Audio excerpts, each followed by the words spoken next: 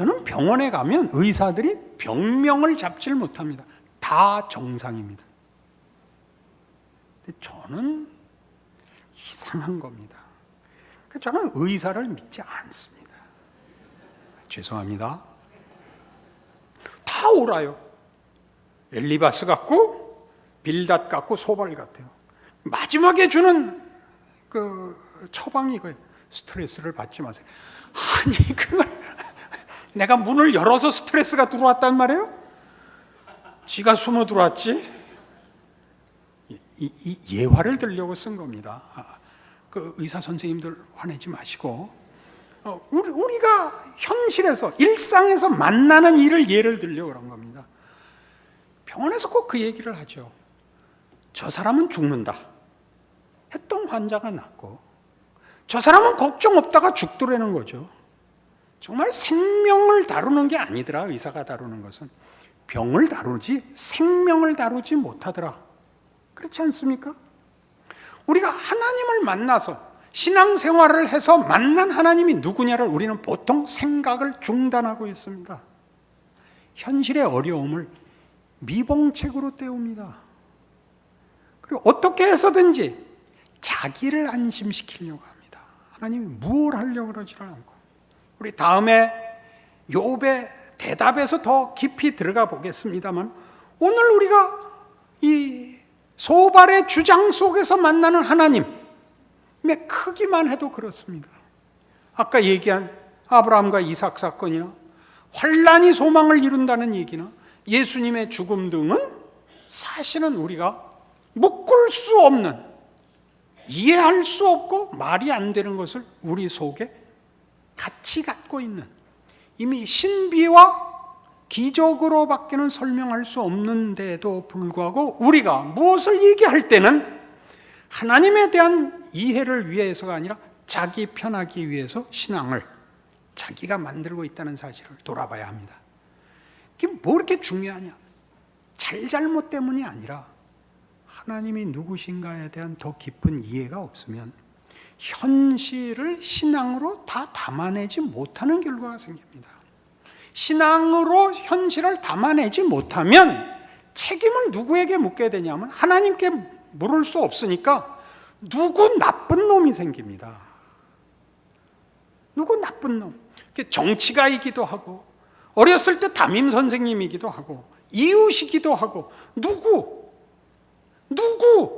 무엇이 되고 맙니다.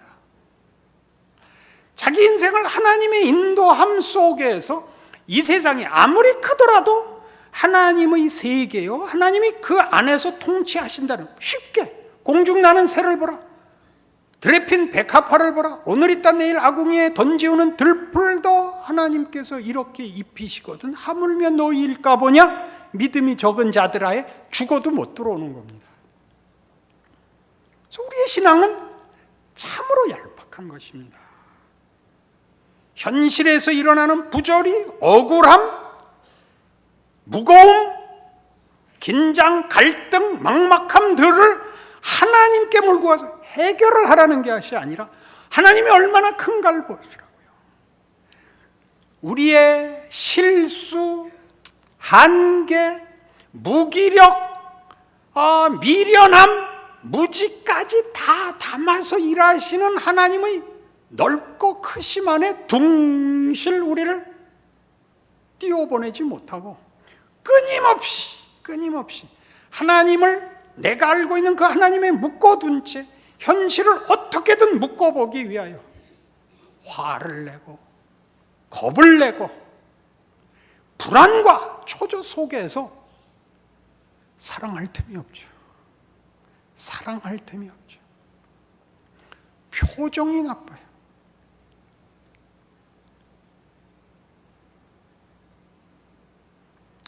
너무 몰고 가면 안 되겠죠? 고린도 후서 4장에 가보십시다. 성경이 얼마나 많은 신비를 얘기하고 있는데 우리가 얼마나 피상적으로 읽었는가 보십시다. 고린도 후서 4장 7절부터 보죠. 우리가 이 보배를 질그릇에 가졌으니 이는 심히 큰 능력은 하나님께 있고 우리에게 있지 아니함을 알게 하려 함이라. 우리가 사방으로 우겨쌈을 당하여도 쌓이지 아니하며 답답한 일을 당하여도 낙심하지 아니하며 박해를 받아도 버림받지 아니하며 거꾸로 뜨림을 당하여도 망하지 아니하고 우리가 항상 예수의 죽음을 몸에 짊어지면 예수의 생명이 또한 우리 몸에 나타나게 하려 함이라. 죽음과 생명이 손을 잡을 수 있다는 게 말이 됩니까? 예수의 죽음을 몸에 짊어져 예수의 생명이 나타난다는 말을 여러분 곰곰이 생각해 보신 적이 있습니까? 생각을 안 한 이유를 사실 찾기 어렵습니다. 왜요? 신자의 현실은 죽음이고 그리고 그 약속은 생명 아닙니까? 죽음과 생명의 그 혼돈 속에 있으면서 굳이 물을 수 없었던 이유는 물어봤자 복잡하니까 답이 안 나오니까 혼자 해결했죠.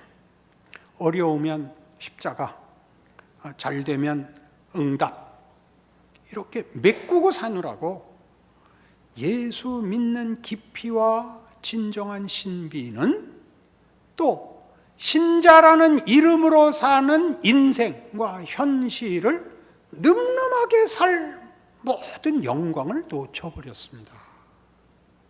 이게 말하자면 좀 분합니다.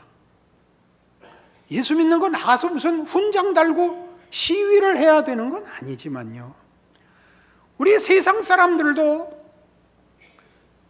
그 사업하는 친구나 무슨 다른 일에 종사하고 있는 친구들 만나면요, 그 별로 우는 소리 안 해요. 그냥 인생이 그런 거야 하고 이렇게 늠름하게 버텨요. 베테랑들 같이 말이죠. 예수 믿는 사람들이 훨씬 그 문제에 힘이 없어요. 놀라요, 놀라. 너 그렇게 살면 안 돼. 좋은 의미로 그러는 줄은 압니다. 그것 밖에는 자신의 정체성을 확인할 방법이 없어서 그러는 거예요. 술 먹는 동창 놔두세요. 그가 하루를 견디는 거예요. 내일을 견디기 위하여 소주 한 잔 먹는 거예요. 그거 갖고 펄펄 뛰지 마세요. 술 안 먹는 게 전부인 신앙 갖고는 안 돼요. 그게 자기를 증명할 유일한 내용이어서는 안 된다고요. 술 안 먹는 게 아니라 하나님의 신비와 부르심의 크기에 대한 항복, 현실과 자기 인생과 존재를 담아낼 마음의 용기, 그게 신앙이지요. 어려운 문제를 괜히 건드렸죠. 술 얘기는 하지 말고. 그럼 담배 얘기를 할까요? 우리가 얼마나 기독교를 치사한 문제를 걸어가지고 증명을 해야 될 만큼 가난해졌는지 아시겠어요?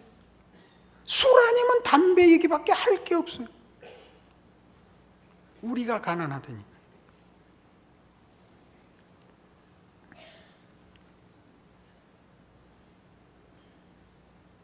조금 더 읽을게요. 고린도후서 4장 7절 이하가 너무 기가 막힌 신비라서 그렇습니다. 우리 살아있는 자가 항상 예수를 위하여 죽음에 넘겨지면 예수의 생명이 또한 우리 죽을 육체에 나타나게 하려 함이라. 우리 죽을 육체에 나타나게 하려 함이라.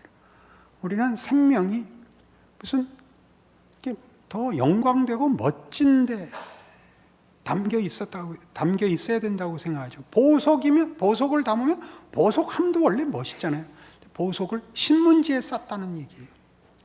예수의 생명이 우리 죽을 육체에 나타나게 하려 함이라. 그런즉 사망은 우리 안에서 역사하고 생명은 너희 안에서 역사하느니라. 이거 어떻게 죽어서 생명을 만든단 말이에요. 여러분 기억나는 구절 있죠?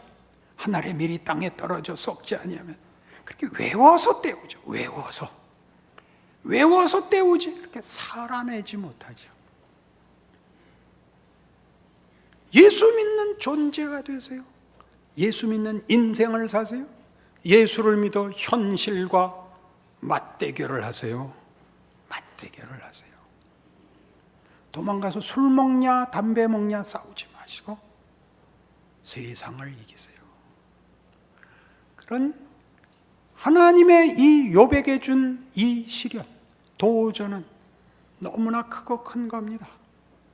하나님이 누구시냐에 관한 문제입니다. 하나님은 다만 옳고 그른 것을 판단하시는 하나님, 상을 주고 벌을 주는 하나님,